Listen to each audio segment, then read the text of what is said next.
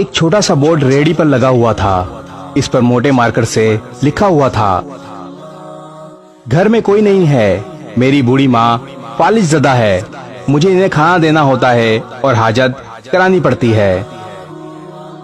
अगर आप जल्दी में हैं तो अपनी मर्जी से फ्रूट तोल लें और पैसे कोने पर रेक्सीन के गत्ते के नीचे रख दीजिए। साथ ही रेट भी लगे हुए हैं। अगर आपके पास पैसे ना हो तो मेरी तरफ से ले लेना, इजाजत है। मैंने इधर उधर देखा और पास पड़े तराजू में 2 किलो सेब तोले और दर्जन केले लेकर एक शॉपर में डाल लिए। प्राइस लिस्ट से कीमत देखी, पैसे निकाले और बताई हुई जगह पर पैसे रख दिए। फ्रूट का शॉपर उठाकर अपने घर आ गया। शाम को जब मेरा वहां से गुजर हुआ तो देखा एक आदमी रेहड़ी को धक्का लगाकर बस जाने ही वाला था। मुझे देखकर मुस्कुराया और बोला, साहब फल तो खत्म हो गया। नाम पूछा तो बोला, खादिम हुसैन। फिर हम सामने वाले ढाबे पर बैठ गए। चाय आई, कहने लगा, पिछले 3 साल से अम्मा बिस्तर पर है, फालिज भी हो गया है, मेरे कोई बाल बच्चे नहीं, बीवी का भी इंतकाल हो गया है, सिर्फ मैं हूँ और मेरी अम्मा।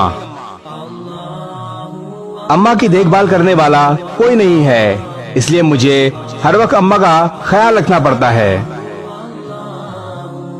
एक दिन मैंने अम्मा के पांव दबाते हुए बड़ी नरमी से कहा, अम्मा तेरी तीमारदारी का तो बड़ा जी करता है, पर जेब में कुछ नहीं है और तू मुझे कमरे से हिलने नहीं देती।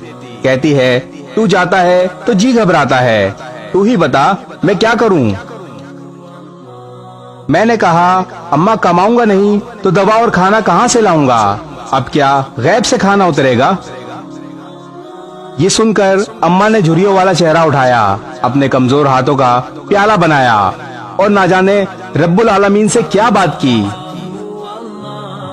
फिर बोली, तू रेडी वहीं छोड़कर आया कर, तेरा रिस्क तुझे इसी कमरे में बैठकर मिलेगा। मैंने कहा, अम्मा क्या बात करती हो, वहाँ छोड़कर आऊंगा तो कोई चोर उचक्का सब कुछ ले जाएगा। कहने लगी, तू फजर को रेहड़ी फलों से भरकर छोड़कर आ जाया कर, बस ज्यादा कुछ ना बोल, शाम को खाली लेकर आएगा। 2.5 साल हो गए हैं भाई, सुबह रेहड़ी लगा जाता हूँ, शाम को ले जाता हूँ, लोग पैसे रख जाते हैं, फल ले जाते हैं, एक धेला भी ऊपर नीचे नहीं होता, बल्कि कुछ लोग तो ज्यादा रख जाते हैं। अक्सर नफा 300-400 ऊपर ही जाता है। कभी कोई अम्मा के लिए फूल रख जाता है, कभी कोई और चीज। परसों एक बच्ची पुलाव रख गई, नोट लिख कर गई, अम्मा के लिए है। एक डॉक्टर का गुजर हुआ, वो अपना कार्ड छोड़ गया, पुष्प पर लिख गया, अम्मा की तबीयत ना संभले तो मुझे फोन करना, मैं घर से पिक कर लूंगा।